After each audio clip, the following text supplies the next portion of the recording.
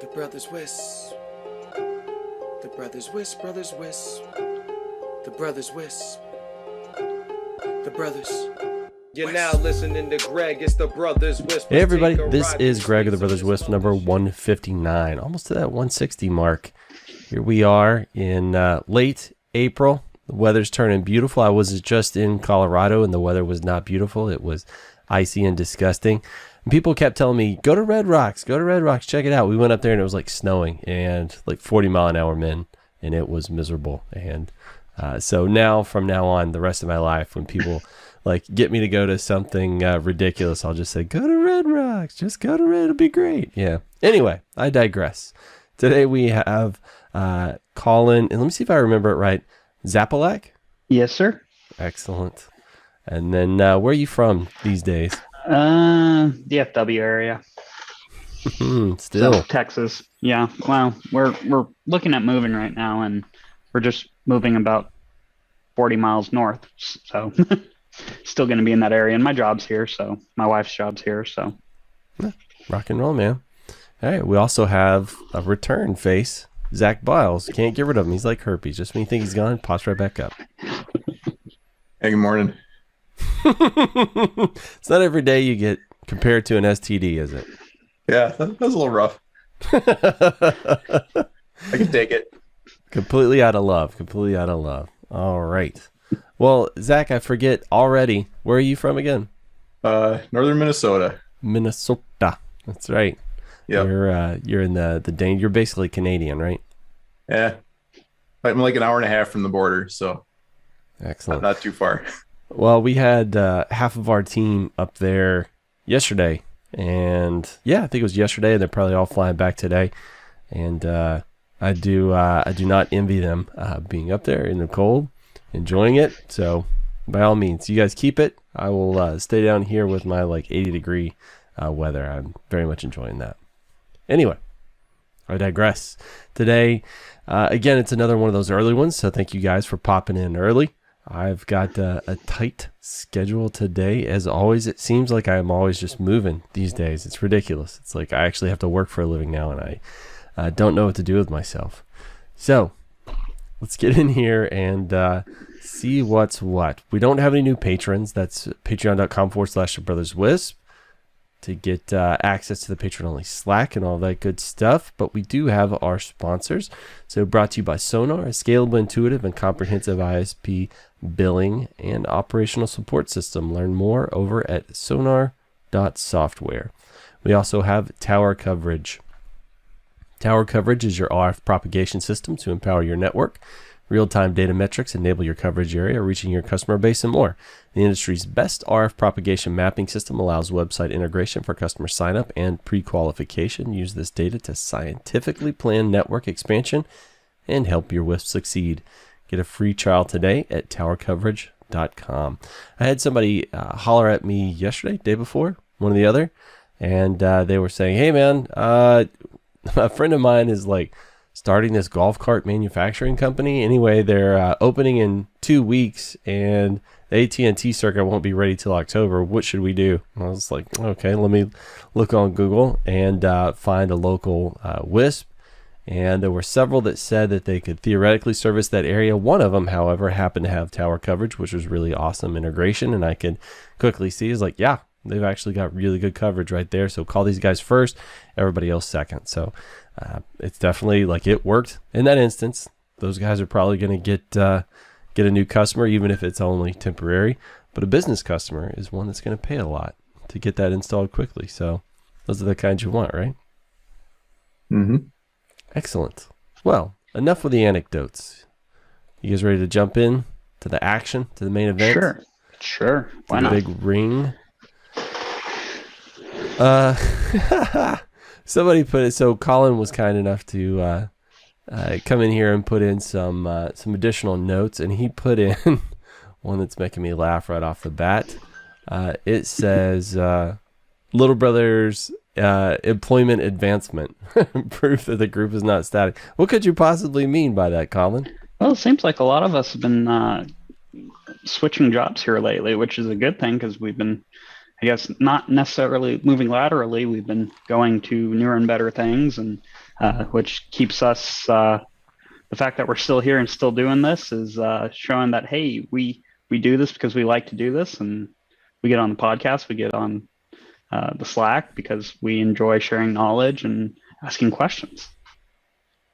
Yeah, for sure. You are right. A couple of people have been jumping ship lately for other people inside the Slack. I think Glenn Kelly ended up working with Mikey. I think Tommy C ended up helping out Mikey as well. And then I just recently acquired Nick Arellano over at the Red Hats. So yeah, I just hopped jobs a couple months ago too. So rock and roll, man. We're it seems we're having fun trying out new things. For sure, man. Like it's always, I don't know. I say it's always, for most people, I think it's usually pretty stressful finding a new job. But the other side of the coin, finding new employees is feels like such a crapshoot. So like, I definitely get it. Like the idea of like, you're in a group with people that you get comfortable with, you kind of get a sense of them, their personality, their work ethic and stuff like that. And so it's nice to be able to have like a pool to pluck people from. So I definitely get that. Yeah, I will say that for me, this last go around is I got recruited, and I didn't actually I did the entire interview process remotely, and I got my offer. And it wasn't until after about 4 hours that I'd been into my first day when I actually met my manager. So it was kind of interesting. That's cool. Same sort of industry? I went back to the two-way radio industry, actually. Did you really? Yeah, I'm working for a company called E.F. Johnson.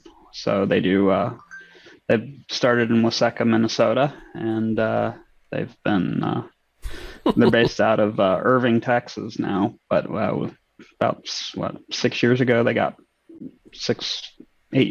acquired by JVC Kenwood. So we're a JVC Kenwood subsidiary, and we specialize in public safety communications, but I'm on a solutions team that's third-party stuff. So we're doing a lot of Bluetooth indoor location type stuff right now.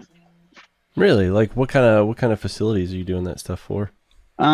So we've got some plans for some schools for just alerting, say, hey, somebody's somewhere where they shouldn't be, or we're looking at a solution that says, basically a panic button, a Bluetooth panic button, and then we're working on we've got a couple of correctional facilities right now involved, and that's so it's kind of that mix of public safety and education.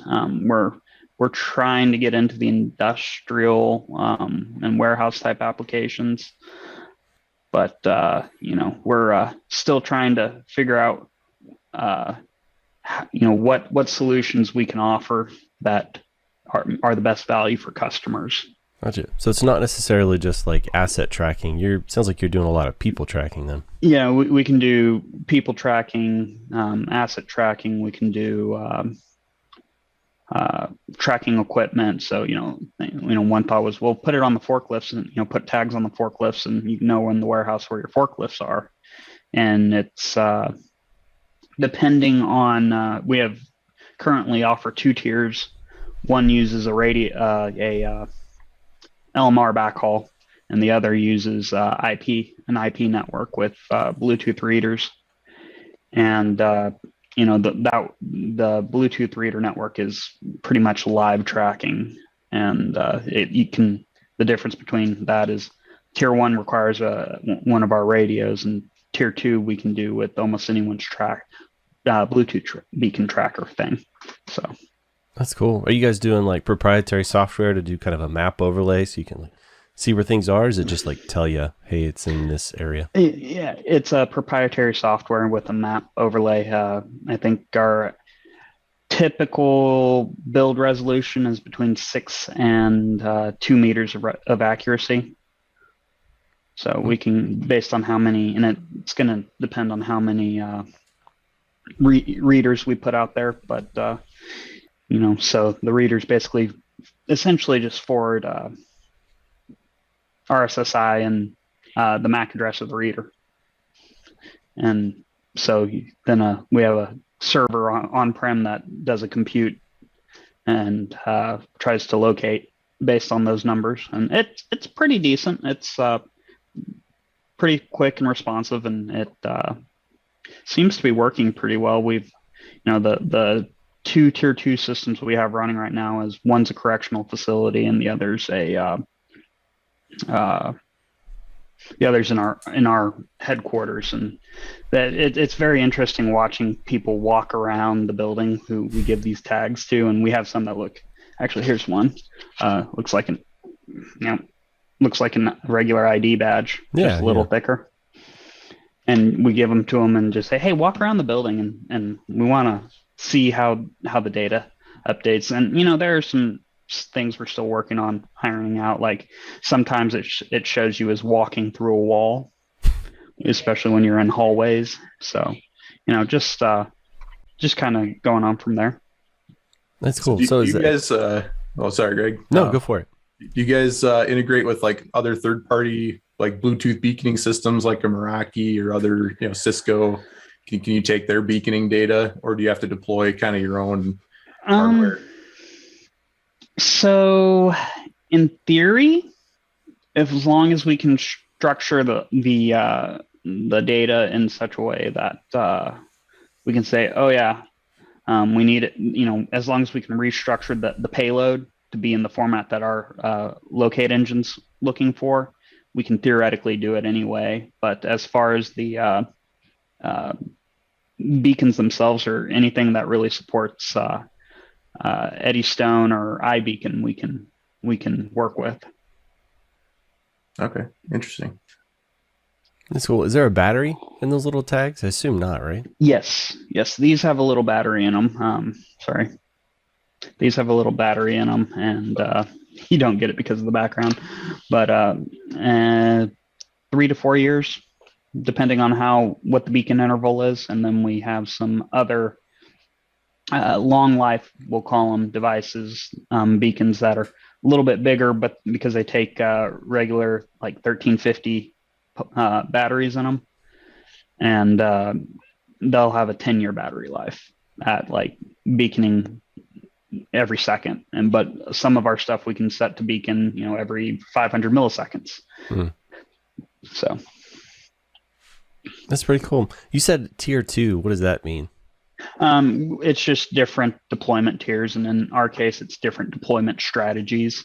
So our tier 1 system, we put the beacons in fixed locations, and as you're walking around with a handheld radio, it's listening for those beacons, and then it says, hey, I hear this beacon and this beacon, and it forwards that information over the either a 4800 bit per second or a 9600 bit per second RF channel, which then ties back into the server, and it computes and says, okay, you're about right here. Our tier 2 system is a little different in that you don't need a radio, and the beacons are what's moving, not what's listening for the beacons, basically. Gotcha. That's interesting. You having fun over there? Yeah, I'm enjoying it. It's a change of pace. I'm not doing all the Wi-Fi and switching that I was doing. I'm still doing some switching, but right now it's trying to find PoE switches that we can put with the product right now, because PoE switches are kind of hard to come by. Yeah. And what you're talking about, because I remember you had sort of thrown it in the Slack and you have it in the notes here, so might as well transition to it, is when you say PoE switch, you're talking about a switch that you can power via PoE that can then send out PoE, right? That's that's one of the things we're looking at, just to conserve cabling, so we can make some branches basically off of a single cable run, and then we're talking radio guys. They're great with copper, not so great with fiber, and that's my consensus too, is I will deal with copper all day long. When you get to fiber, I'm just kind of like, I don't want to deal with it. So yeah, we're looking at some of that, and we've had a big problem because first we've been using some unmanaged switches that are capable of that, and in the office it's turned into enough people have come and gone through the group now that we don't have the most accurate and reliable information of what lines go to which switches and what devices are branched off of those switches. If it was managed, it'd be a simple, oh yeah, I can tell you what's branching off of there, and since I know where those readers are roughly, I can give you a general idea of where the switches are. But so we're trying to find some other solutions right now, and I got pointed at a Cisco Catalyst 2960. But Cisco end of life that 2 years ago. Yeah, those are some older guys. Mhm. Yeah, so and then it's also trying to fit within a reasonable budget, because I guess right after they did that, they announced those little square switches that are like 4-port PoE out switches that can take PoE in, but they're a little more than what we want to pay for switches right now. So I was looking at the Microtix RB960 just in bridge, because we're doing this on a flat network at that point. Once it's out to that branch where it's flat, so we were looking at that and going from there. But I've put in like Nettonic Swift switch and a couple of other things, but I'm still looking for stuff. It's a lot more difficult to discover than we thought it would be. Interesting. So are you trying to kind of come up with your standard that you're just going to follow everywhere? Well, the standard and what we recommend, I guess one of the things with EF Johnson is with our public safety solutions, our P25 solutions, we say, we use standards, unlike some of our vendors on the back planes and everything. So you're free to roll your own hardware, provide your own hardware. We may not support it, but you're free to do that. So buyer beware. If you roll your own, you don't use our tested solution, then support's only going to be able to go so far with you. Yeah, pretty much. All right. So what were you talking about, a 960? Is that the power box thing? Yeah. Well, it's the Hex PoE and then the PowerBox Pro. Okay. And that's PoE in on one port, and then you can PoE out on 2 through 5? Yes. And as long as you're feeding it 48-ish volts, you can do AFAT compliance on the outputs. Oh, very nice. And I'm assuming that's what most of your kit uses, AFAT? Yeah, right now everything uses AF. Yeah, because all the readers are 100 meg devices, which makes sense. They're, very small packets and payloads. Yeah.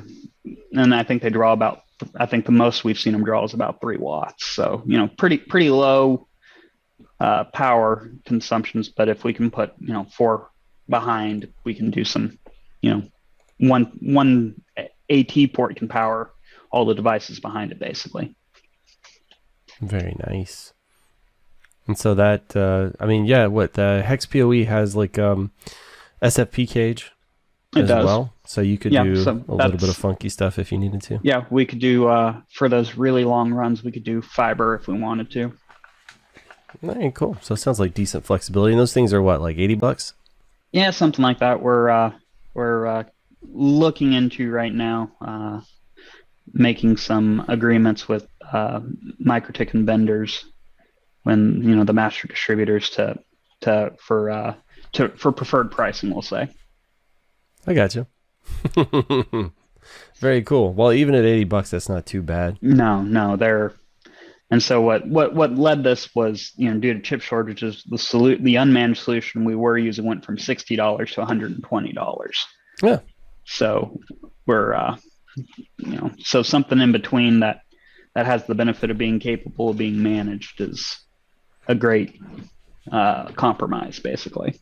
Yeah. Yeah. I mean, in my mind, even if it's got an IP address that you can ping and say, yeah, it's still alive, that can go a long way, right? Like, did it completely die? Did power get pulled from it? You know, I see this thing offline, so obviously that reader or whatever that thing is out at the end is going to be down. So that goes a really long way for sure. Oh yeah, yeah, and that's kind of what we're, you know, the long term is, you know, having the ability to easily manage and diagnose problems. That's cool. Well, it sounds like a lot of the USW Flex, but you said easy to manage. So if you got to put in Unify, that probably excludes that one. Yeah, I'm trying to, you know, if they made an edge switch that was, you know, in that form factor and could do PoE plus, I would say, yeah, let's look at that. But I don't know where Ubiquiti stands with the edge switch line at the moment. I don't think Ubiquiti does. Sorry, I'm a little tough on them. I've been tough on them for about 10 years now, so it's all good. Well, while you're talking about Ubiquiti, I had something in here that was Ubiquiti related. I saw they put out their Ubiquiti Identity Management System, or UID for short. Secure your organization simply. So this is another big push into the enterprise, and this kind of bleeds into my world a little bit these days because I'm doing more of this sort of stuff. Identity management, because it seems like they're trying to straddle a lot of areas, like the single sign-on, right? So that you'll have one place for authentication, and then all of these various services you use can kind of tie into that, right? So all of your various systems. It sounds like they're trying to do integration with like Google, Active Directory, LDAP authentication, stuff like that for kind of the back end, but they're rolling it into lots of things, right? So they have their UID access, which is their access control solution. So theoretically it would tie in with that, right? So all of your users would be able to authenticate on your access control, like egress and ingress in your buildings. And then they have a VPN client apparently that they're running that connects to the Dream machines only right now. And so you would be able to have kind of universal authentication on your VPN. So even if you're a remote worker and you're away from the office, you'll be able to do that. And then it looks like they're tying into the Unify system for like Wi-Fi access. So I'm not sure exactly what that looks like. Like if that's you connect to like a hotspot portal and it authenticates you in there. Like I'm unsure. Like they don't have a lot of documentation on how that process actually works. But yeah, it looks like you really have to have the Dream Machine Pro or Special Edition to make this thing work. Looks like it's got some tie-in on the UID, so their access control system, sort of some integration with a video recorder. I guess like they have like a little version of an access control piece that's got a camera in it, like that's kind of also a reader, and yes, it kind of ties in with that. They have a free plan up to 50 users, one site, 3 doors, which would be a very small office.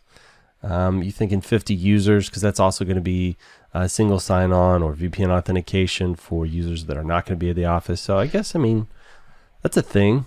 You know, it's got some stuff in there. But then they bump up to a standard plan, which is $4 per user per month if you bill annually.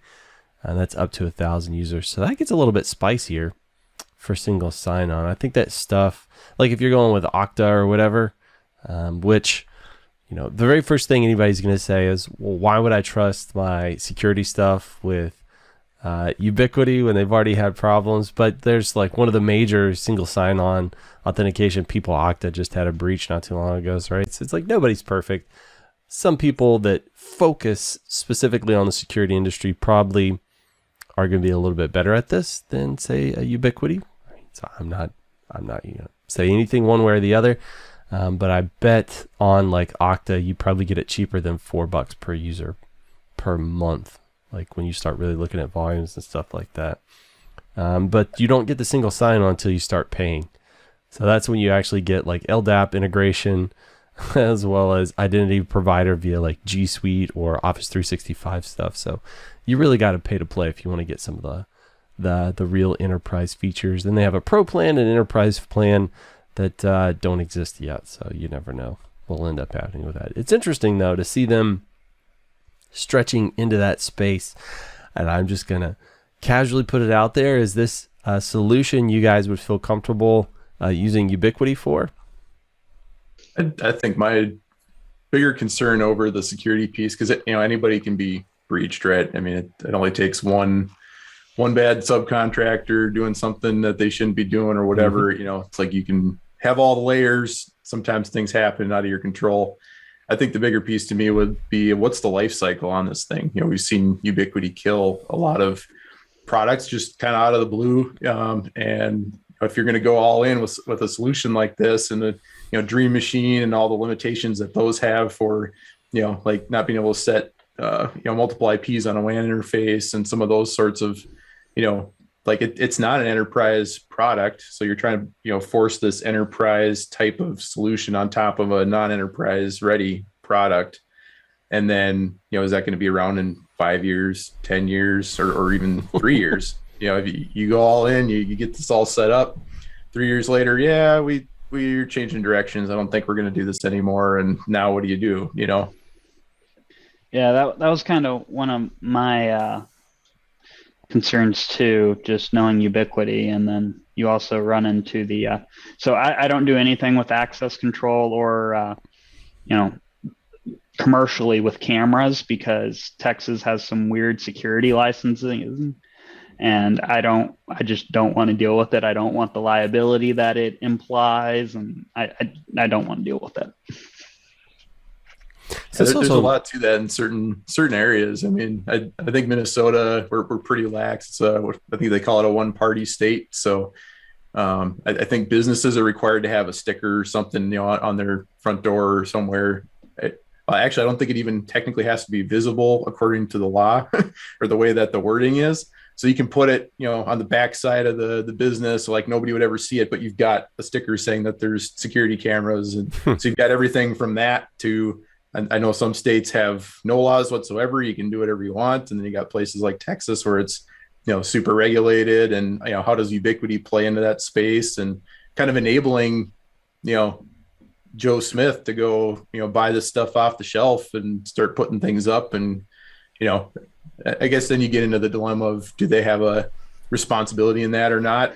Probably not. You should know your own laws and regulations, but yeah, it's that's kind of a tough one. From what I've seen with even their access control, though, it's really meant to be indoors. It's not like outdoor ready, so it's not like you're going to put it on exterior doors. It'd be more like you're in a office village or something of that nature, and you get to secure your inside office inside this other complex kind of thing. So there's some pretty, if you're like leasing office space.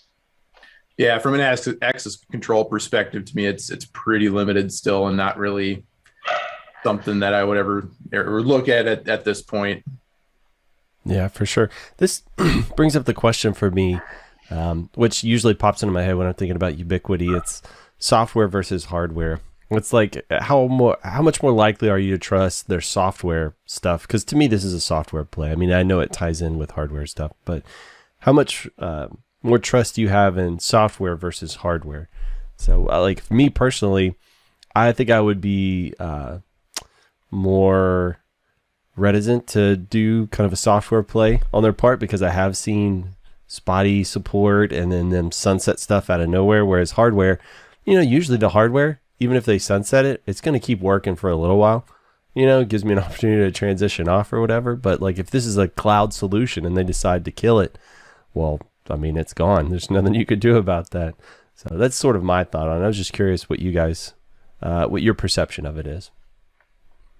I think we saw that with the was it the UNVR or Unify Video, but before the Unify Protect stuff came out, they just kind of were like, yeah, you can't even download the app anymore. The app's gone out of the Google Play Store and Apple. I don't have an iPhone, whatever the iTunes Store, whatever it is.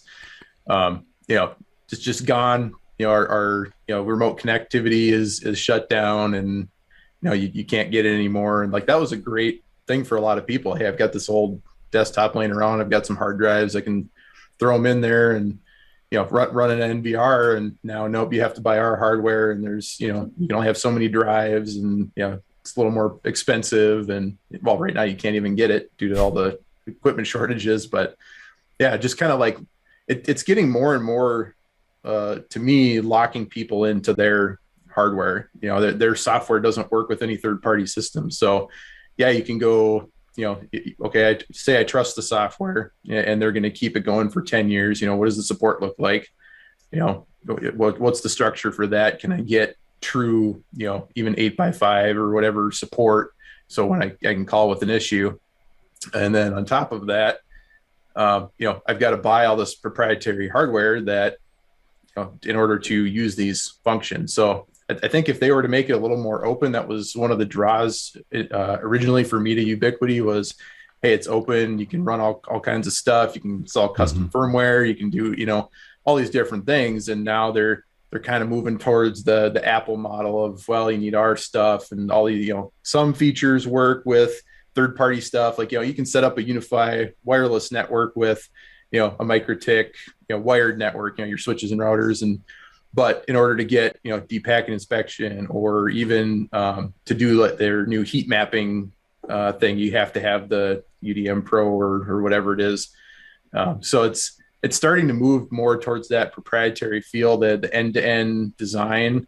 And for me personally, I tend to shy away from those because I like to be able to piecemeal things, you know, keep things somewhat standard, you know, kind of like a standard set of like, okay, I kind of do this here, I do this here, but being able to interchange pieces when needed, because otherwise, you know, Ubiquiti has supply chain issues and MikroTik doesn't. Well, I can just go buy a MikroTik, slap it into a UniFi network right now, and, you know, get my customer back up and running and not have to, you know, well, sorry, I can't get equipment. You're just going to be down for however long, or keep all kinds of inventory to, you know, to buffer that. So yeah, it's a lot harder to play. That's kind of the big issue we're running into right now is, you know, we're having, you know, 4 or 5 different SKUs on what we would have, you know, when we're on equipment like switches, just because, you know, if we can't get it from our normal vendor or if we can't get our normal switch, we go to our next switch, you know, just working down the line. And I think that's kind of, especially as you get into things, you know, things not playing nicely together really comes into effect a lot of that. Yeah. Yeah. And I'm very much in the same camp as Zach. I love best of breed.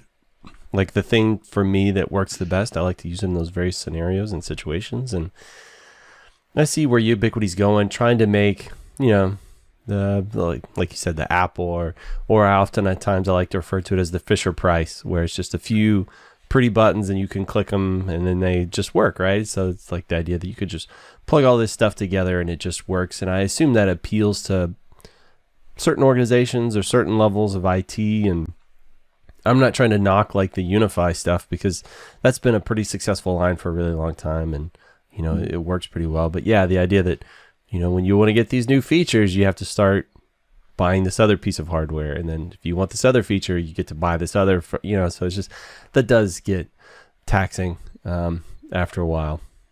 Well, a lot of companies now are trying to outsource IT or not keep an internal IT department, right? You know, they can have set up a UniFi system. Just about anyone can do that. So it does have a place. You know, there are organizations that, hey, that's all they need. You know, go for it, go do it. You know, just, you know, that's not the way I want to do it. So, and there's nothing wrong with that. Yeah, for sure. So this, we'll see if this product matures and goes anywhere or really gets any traction. I mean, obviously, you can't tell how many people are using any of these things. You know, it's very, very quiet about that. And I'm curious, like, if at any point anybody ever uses any of this stuff, I'd love to hear from you, hear about your experiences, especially if you can get some demo access to this stuff. You know, maybe I would make some automation demos using this stuff as SSO for things. I don't know. That would be interesting because some of the other providers are a pain in the butt to get demo access to. So if I could at least show it using in some of my automations, that would be actually pretty cool. But I digress. Enough about the Ubiquiti stuff. Let's see.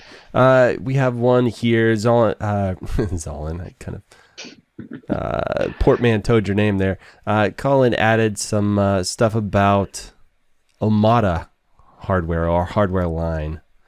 Tell me about that. I hadn't heard of it, but then once you mentioned it, I was like, yeah, I think I actually have. Yeah, so Omada is TP's link or TP Link's. It's kind of their Wi-Fi and switching solution. I think they may have a gateway, but it's a controlled solution. Kind of everyone's going towards that SMB midsize industrial or SDN type configuration. And so at the last job, we had gotten into Omada because we were just starting our first deployments when I left, because it wasn't Ubiquiti, and the APs can be individually managed or they can be managed by the controller. The controller can be run on various devices. They have hardware solutions. So we were just looking at that. They recently announced some Wi-Fi 6 stuff in addition to I think they added, I've been running Omada for about 6 months at home, but they added I think they're calling it PPSK, which I'm pretty sure Cambium refers to it as EPSK, and I don't remember what Ruckus refers to it as, but Chad could probably pipe in with that at some point. But it's essentially individual PSKs with one SSID, and you can VLAN steer and do your regular segregation with that based on what password is put in, instead of trying to create multiple SSIDs. What's the kind of advantage of that, I guess? Because I've never used it over something like Radius, where you can do, VLAN over Radius. You just give somebody a login, dumps them on the VLAN. Is it just kind of the simplicity? You don't have to have Radius and everything set up? Yeah, simplicity. You don't have to have Radius set up. And, we looked at Radius, for example, and one of the problems we always had with it was you can trying to do IoT devices is a bit of a pain when they don't have a UI. So, getting, especially in a customer network, saying, oh yeah, as a customer, we need the MAC address off of it, and trying to talk them through that on the phone or set up a splash page for them to add this in. It's a bit of a pain. So that was kind of one of this, especially in an MDU environment, this unit, we have one common SSID, but this unit, you're using this password, this unit, you're using this password, and so on and so on. That makes sense. Yeah, I could see that being highly effective in an MDU environment as well. I remember, Chad was talking about how they were doing that with, was it a Rubikit? Ruckus, I believe. Ruckus? Okay. Yeah, he was doing that pretty effectively, he said, and price effective as well, kind of in their environment.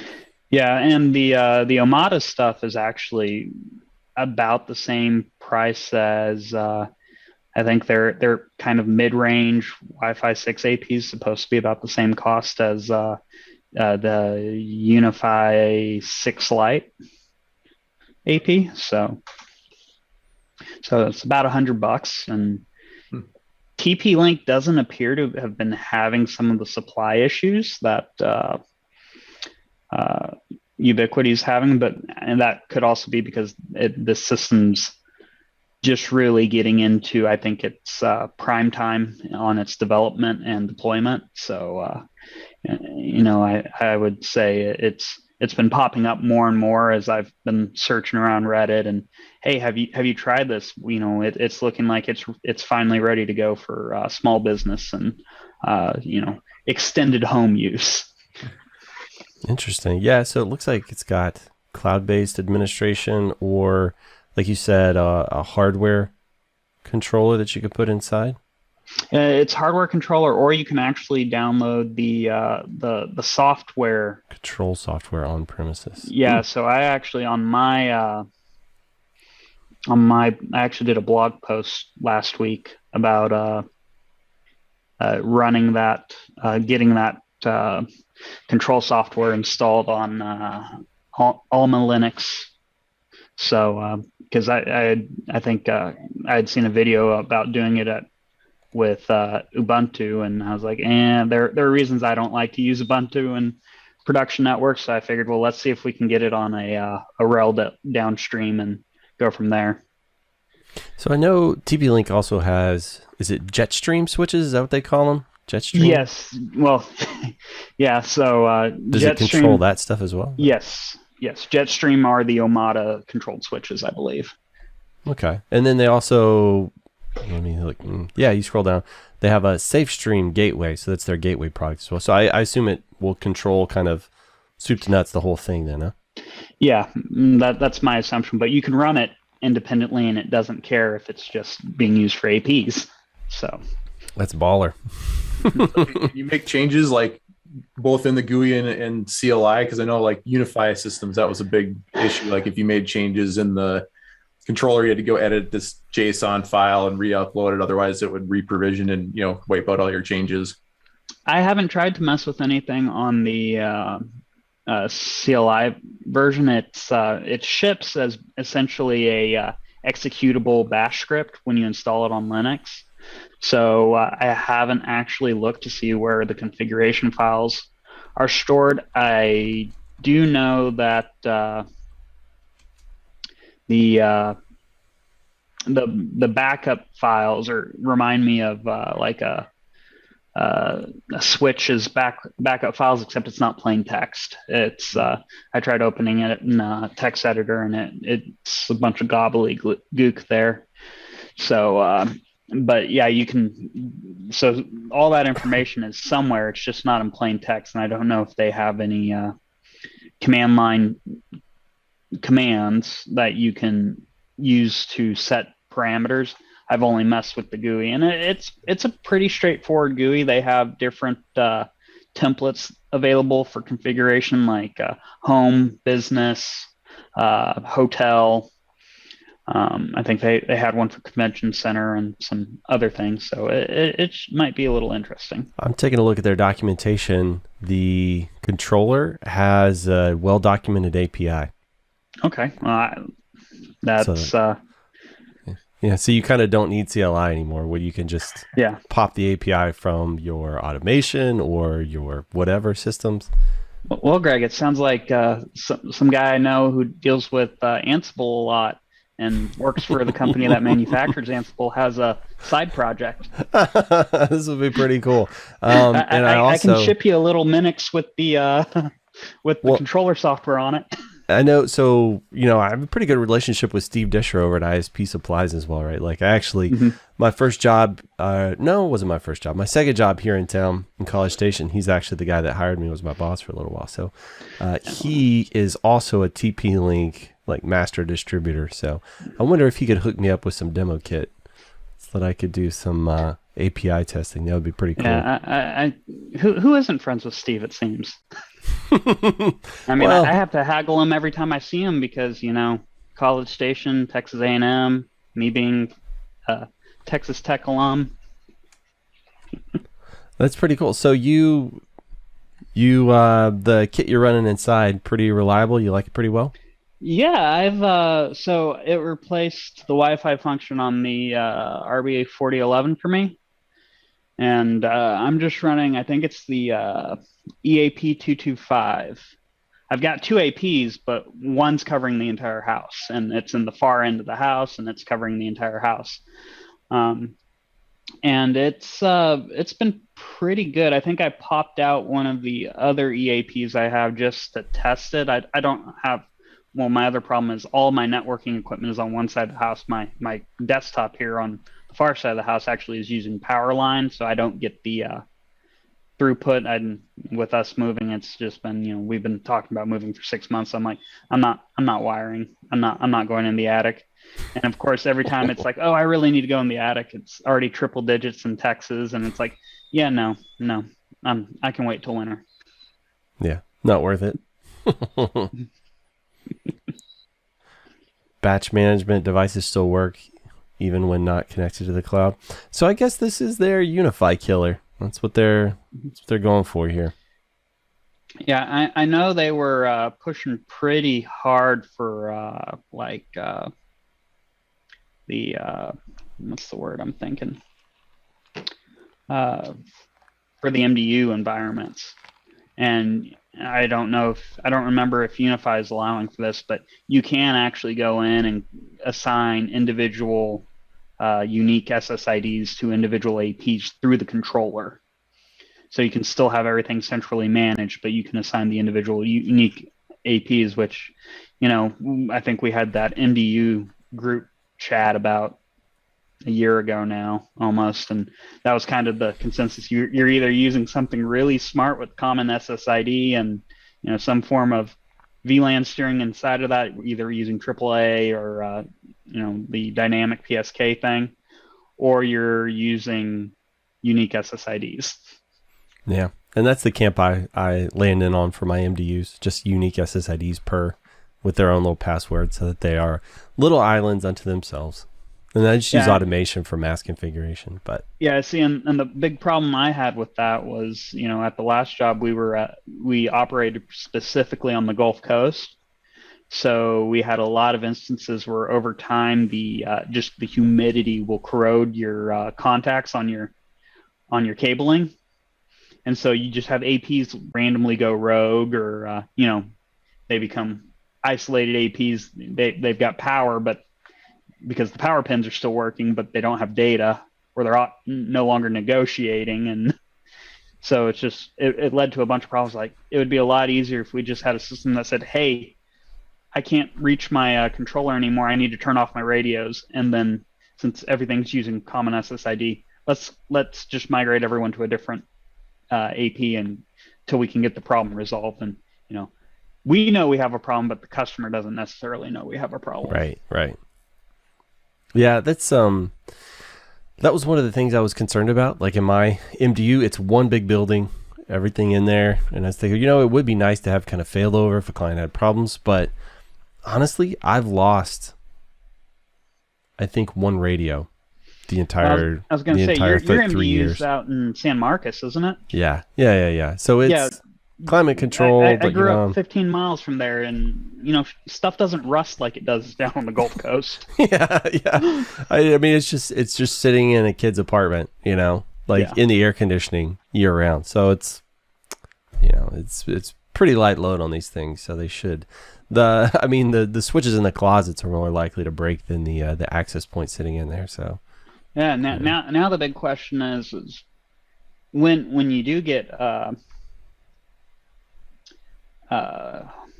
Wi-Fi Wave 2 package to go down to those AC2s, will you upgrade them to 7 so you can have that function, or will you keep it on 6? Good question, right now I'm going to keep it on 6. At some point I'll pick a couple of canaries and I'll probably upgrade those, but I will say, depending on which version of Ansible you're using, I think 2.9 is 2.9 still the latest on the Red Hat release? No. Like if you're using AAP, it is 2.11 is the newest supported one. I think I'm still running 2.9, and it does not. MikroTik made some changes in the APIs for version 7, and I haven't tested anything newer to see if they've been resolved. So you can't do gathering facts on version 7 if you're running an older version right now of Ansible. Well, it could be. So they could have updated the RouterOS collection, and you have to have a newer version of Ansible to support that. Honestly, I still have that reminder from you saying, hey, take a look at this. That reminder is still sitting in there. I haven't jumped in and tested it yet. I need to. I've just been going flat out. Yeah, I mean, you got more pressing work things going on, and well, no, I need to test it. Like you asked me, I need to test it. I bet MikroTik integration on Ansible is probably lower on your customer needs at the moment. Well, I've not run any version 7 stuff on my network, so and my Ansible is still cranking away just fine on the kit I have out there in the environment.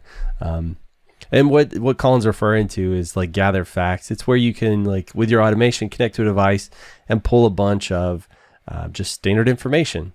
So you can like see like what firmware version it's running, or Sometimes you could do like show me the LLDP neighbors, or just like a lot of subset of information. Some kit will show you like interface configurations or IP addresses and stuff like that, right? Already variabilized, ready for your use in your automations and stuff like that. So that sucks that it's not quite working right in version 7 just yet. But then it also makes me wonder, well, no, I mean, version 7, most of the core functionality should be pretty stable to where it's not like those pieces would be changing too fast, right? So yeah, the only gotcha with version 7 is some of the with the new routing engines, some things have changed, and of course, so you might have to adjust your how your playbooks address routing a version 7 device versus a routing a version 6 device. But other than that, I think it looks like version 7 has gone to more of a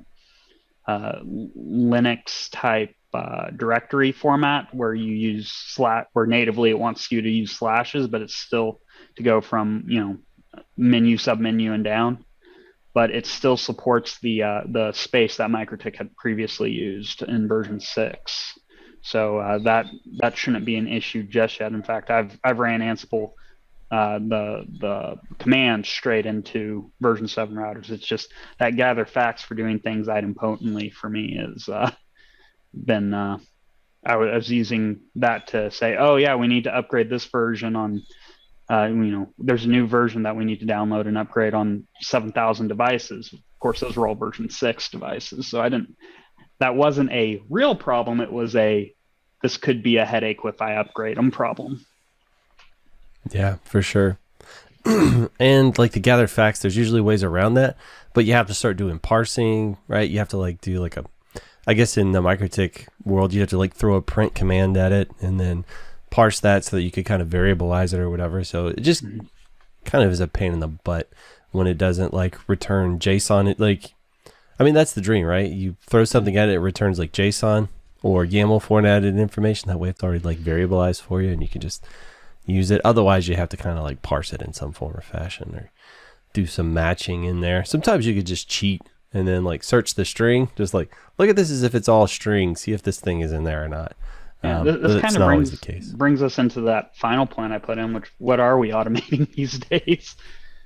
And so, one of my other problems is with our Bluetooth readers I've been doing now is they're all running a version of Linux that doesn't support a version of Python that Ansible supports. So I'm running into the whole, oh yeah, if I want to do mass automation on these things, I'm just having to fire off raw commands. Kind of which reminds me of some fixes that were there for some AirMax products, but I'm still at the point of, well, yeah, then I have to completely change how I deploy these configuration files now because it's I don't want it to overwrite something that, I basically have to send the entire configuration file over to the device. At that point, you're basically writing somewhat intelligent bash scripts. So is it worth the extra headache of figuring out all the Ansible pieces just to throw raw commands at it? Yeah, well, if I can get my hope is that we'll get that I can get the product manufacturer to say, oh yeah, we can get a newer version of Ansible compiled on there, no problem for you. Just tell us what not Ansible, Python on there, no problem. But I'm stuck with I've got less than 50 megabytes of flash, so Python can be kind of depending on what you're loading in. Python can need a bit more than that sometimes. On the newer versions of Ansible, kind of when they transitioned off on 9 and then went up, now they have like the execution environment concept, where you're basically running containers is what you're doing. So it makes me wonder if you could just create an execution environment, which is just a container that has like a really old version of Python and an older version of Ansible in there.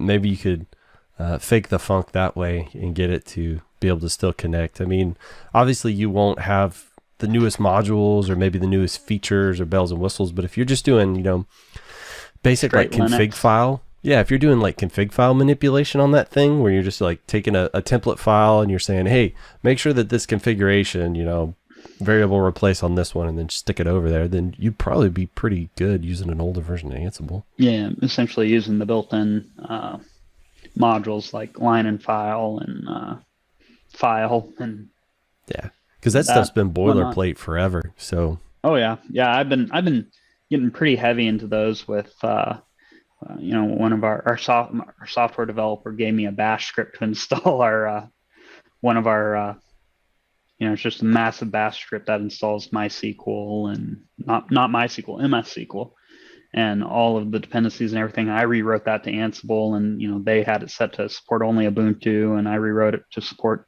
rel derivatives and Ubuntu, and so it's and using a lot of those tools, and of course it's just a lot of sitting there, and when you're trying to learn these for the first time, it's trial and error, what works. Yeah, for sure. It's because I've talked to some people that are they're trying to learn like the product, like installing, like I'm trying to learn how to install MS SQL on Ubuntu while automating it at the exact same time. That's usually like, man, you're asking for trouble. Learn to install it, make a bunch of notes, and then come back and automate it. Yeah, and that's basically what had to happen, because MS SQL has a bunch of ULAs and involved, and select which product you want to actually use, whether it's the licensed product or the SQLite product or SQL Express product, and the UIs are different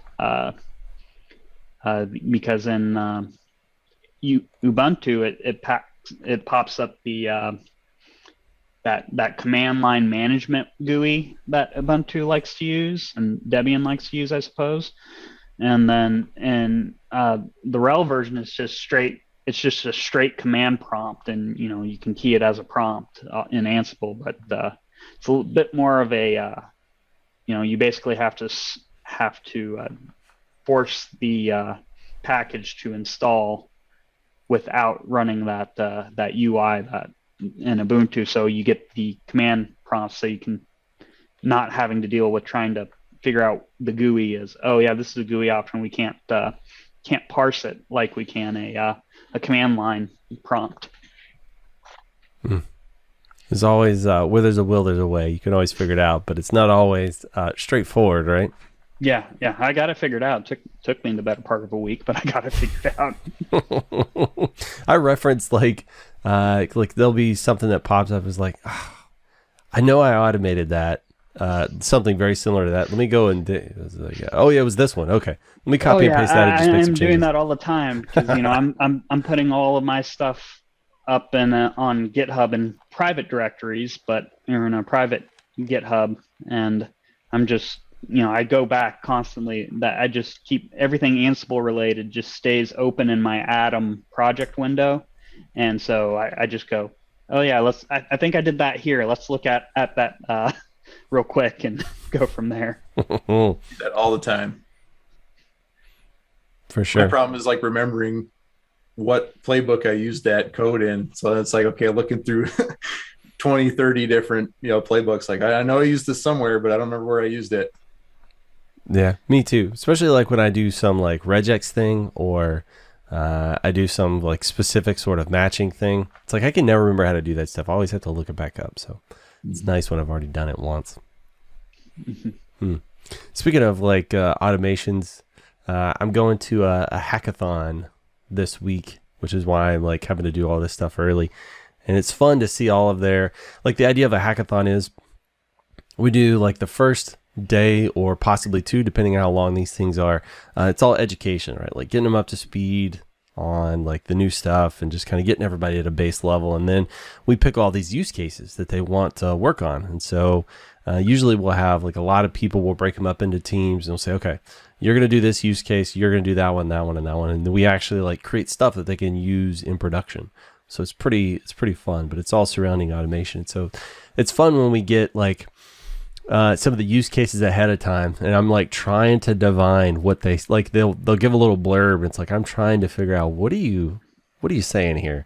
Like, what are you even talking about? And it's always fun because I'm just like constantly Googling. Like, I have no idea what this product is. I've never heard of it. And so then, you're just like trying to research as fast as you, because I mean, I guess you could go in completely blind, but I at least want to be a little bit warmed up on some of the questions they might ask. So it's like across the board, man. Like, you never know what you're going to see. Like, one of them is Microsoft SCCM. It's like their something systems configuration Manager, System Center Configuration Manager. Yeah. And how that differs from SCOM. Operations Manager. Yeah. My man, he knows what's going on here. I used to build System Center stuff in a previous life, so I'm well versed in that. Well, cool. Well, I found my guy. So they were talking about maybe setting up SCCM DPs, like with those distribution points or something. Yep. Like doing those in an automated fashion. So it goes from that and then swings to like some ServiceNow stuff. Like how do we auto assign tickets in there, and then it swings over to, hey, networking, we want to like compare configurations and stuff. So it's like, man, these things they're crazy because they just run the gamut. You never know what you're going to run into, and some of this stuff is light. Like also one of them is like firepower.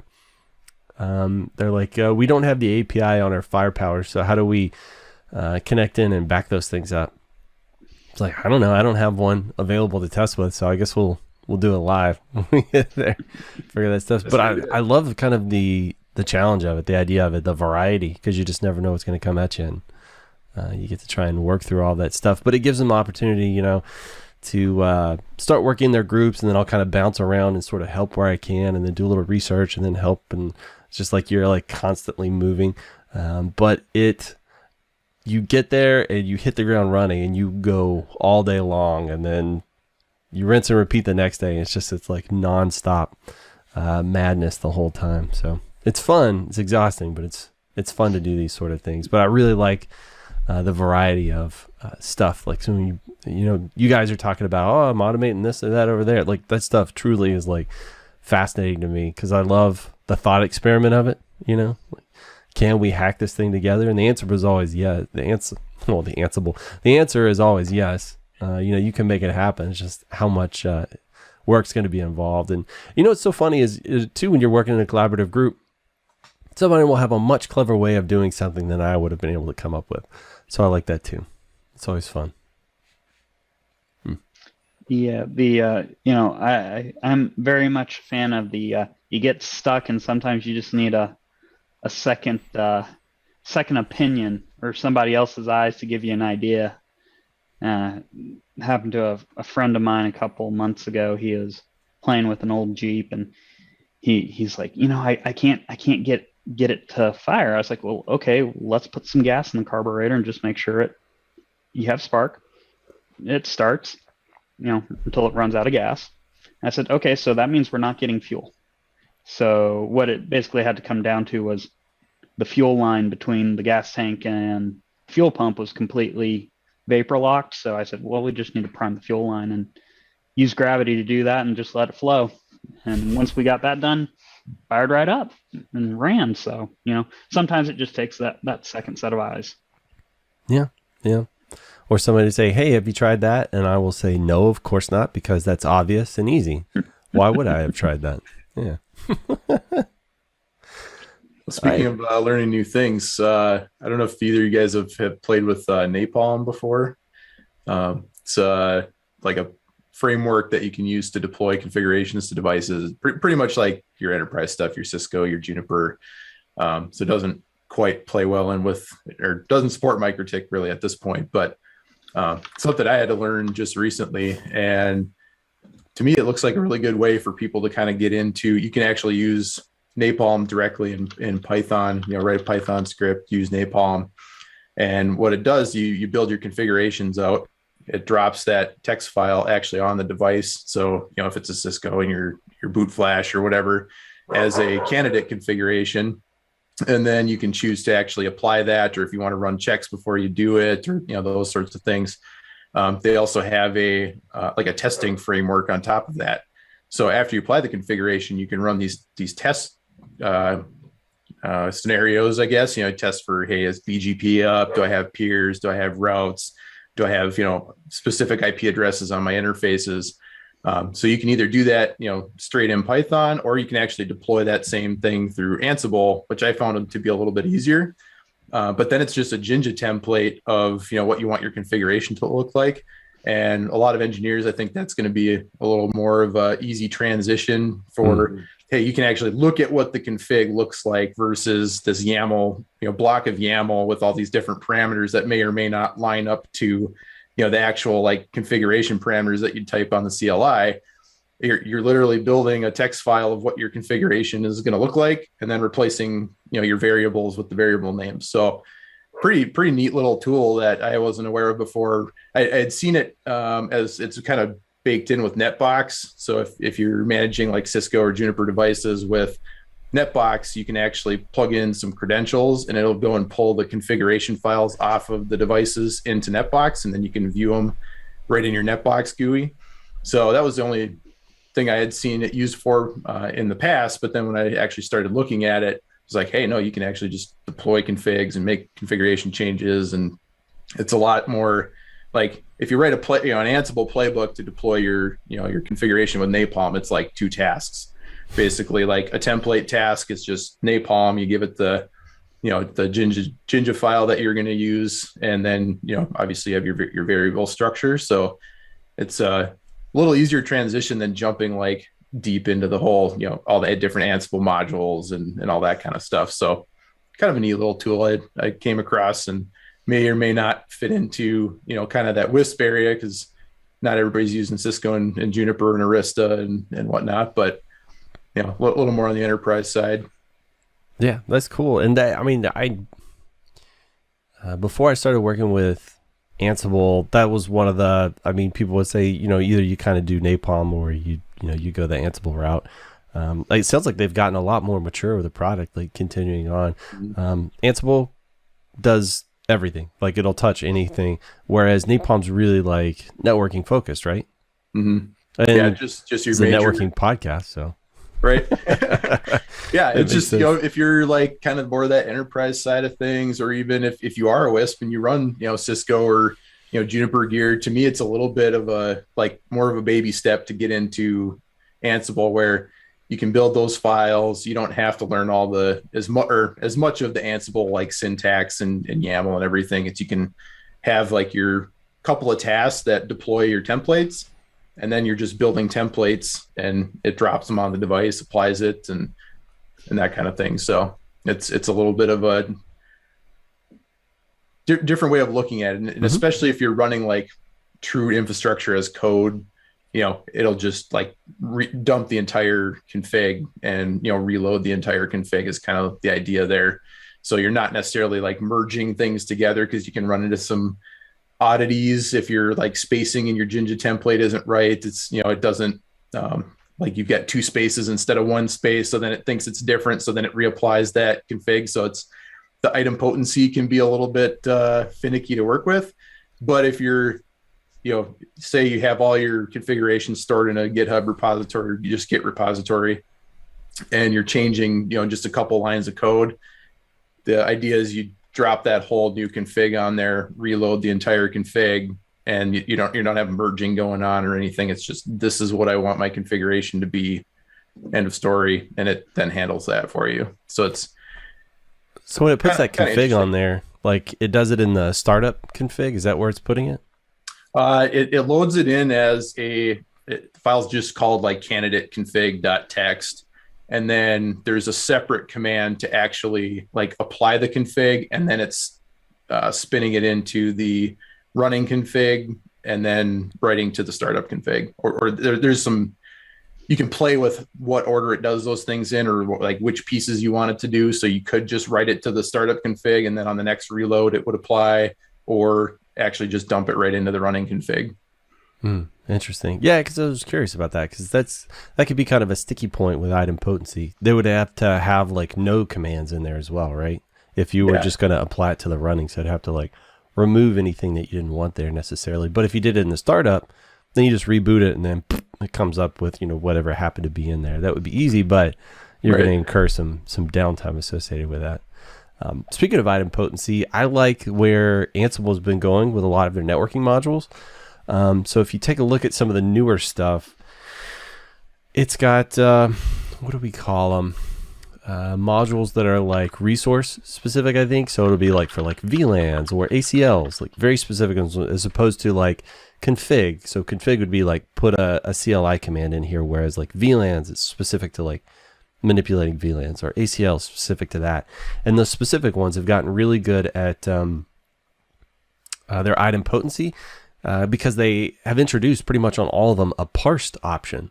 So you could take a full config, whether it's got ACLs, like say for example ACLs. It's got ACLs, but it's also got like interface and IP information. You could say, hey, take this config file, parse it for access lists. So it'll parse all of those, and it'll put them, and you just say that as like a variable in memory, and it'll put all that stuff in the YAML format it needs it, and then you can say, okay, all this stuff you parsed, now idempotently stick that on the device. So it'll go ahead and take a look at that, and then do the add, removes, or just the additions, kind of however you want it to do it. It'll push it all in there, so you could still store your configs like in a CLI format, like you're accustomed to. And you don't have to like variabilize all that stuff, and it'll just parse it and then use that to shove it in. I've been doing that really successfully. Some stuff, it's easy to keep it in a data model, right? Like you just create a variable, and like for VLANs, it's really easy to do that, or like the VLAN database. If you do that, it makes it vendor agnostic, right? I can take that data model and I can put it on a Juniper or an Arista or a Cisco or XYZ. Wherein if I have it like in the CLI form, it's less movable between devices, but it makes it so easy because like ACLs, like when you variabilize that stuff, like each ACL rule ends up being like 5 lines long, blah, blah, blah, blah, because there's so much stuff. But if you just keep it in the regular CLI and you let it parse it at runtime and then throw it in there, it's like so stupid simple nowadays. So I think it's pretty cool to be able to kind of idempotently manipulate that stuff. And also you can be very specific. So you can create automations that just do VLAN stuff, ones that just do ACL stuff, or, XYZ stuff. And then you can say, oh, instead of doing the entire config, just check for this stuff, or just check for that stuff. Not to say it'll hurt it, because if you write it in idempotent means if it's already in that desired state, it stays there, doesn't change anything. If it does need to make an adjustment, it will, right? So it's kind of intelligent on that. You can rerun the script over and over and it doesn't break anything. That's also pretty magical when it comes to network stuff. So long as you're keeping that stuff in mind, you're making sure things are idempotent. It's pretty powerful how you can do those things. I can beat the automation drum all day long because literally that's what they pay me to do. So I will absolutely sit here and talk your ears off. But our list is exhausted. I'm coming up on time. I'm curious if you guys have any specific new or interesting things. I know we were talking about a lot of what you're doing, Collin, but any last pieces of information you guys wanted to check out before we stick a fork in it? No. Yeah, no, that's basically, as far as work goes, that's all I'm at liberty to discuss at the moment. Yeah, I basically can't talk about things until they've been publicly announced. Oh. And then the stuff I'm doing at home is, I've been doing some one-off things, like I have 3 different Plex servers, so I wrote a playbook to go out and update those when time comes. And then, just little things around the house. So other than that, nothing really major is going on for me. Cool. I've been playing a lot of Dungeons and Dragons and Deadlands, which is like Dungeons and Dragons, but in the Old West, or the Weird West as they call it. So I've been doing that a lot in my personal life. So I'm staying busy myself. All right, well, let's do the outros. We'll do them in reverse order. So Zach Biles, if you wanted people to interact with you on the internet, how would you have them do it? Best way is Little Brother's Slack. I do have a blog that I occasionally write to, zachbiles.net. Got a GitHub out there. Sure we can get a link there for that. And yeah, those would be the kind of the places I am. All right. How about Mr. Zapalak? Yeah, Slack's a pretty good starting point. I have a blog at wirelesscomtech.net. Is it comtech.com or comtech.net? It's one or the other. But I occasionally I try and get a post in every 6 weeks or so. But sometimes I get more, sometimes I get fewer. So that's kind of best places to get a hold of me right now. All right, that'll do, Pig. If you want to find me, I'm Greg at gregswole.com. You can also go to gregswole.com and see my blog posts. I've got the newest one is doing configuration as code for the Ansible automation platform. So pop in there if you're, as Jimmy one time said, if you're bored or suicidal, go in there and take a look. If you guys have any questions or comments, fire them at me. Always happy to hear from you folks, or if there's any products you'd like us to poke around in. We haven't done our Terragraph one. We need to get the Terragraph kids in here and get them to talk now that I'm thinking about it, because they've had enough runtime. They're done. they've run the gambit, both of them. All right. Thank you, Collin. Thank you, Zach, and thank you, listeners. We'll see you guys next time. I will hit stop on all the recordings.